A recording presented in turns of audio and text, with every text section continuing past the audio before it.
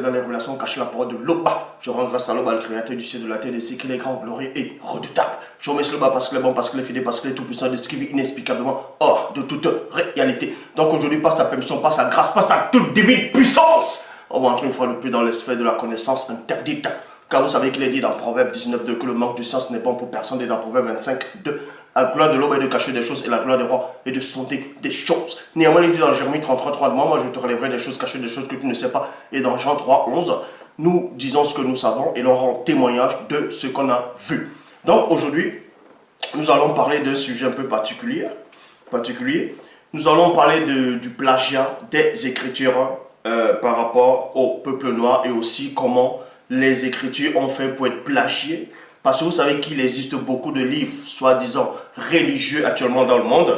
Et beaucoup de gens se taguent à avoir possédé la vérité, à connaître la vérité, à dire que Dieu les a envoyés, que l'être supérieur les a envoyés, que telle divinité les a envoyés, qu'ils ont des visions. Bref, chacun entre dans son délit, dans sa confusion totale. Donc, ici, on va vous parler d'un livre dans ce que certains disent l'Ancien Testament. Nous allons parler du livre d'Ésaïe. Le livre d'Ésaïe, parce que beaucoup de personnes connaissent le livre d'Ésaïe, le prophète Ésaïe, même chez les faux juifs, ils connaissent aussi un peu l'histoire, selon la Torah, du livre d'Ésaïe, en disant qu'il fait partie des plus grands prophètes des temps d'autrefois. Donc, pourquoi on va prendre le livre d'Ésaïe?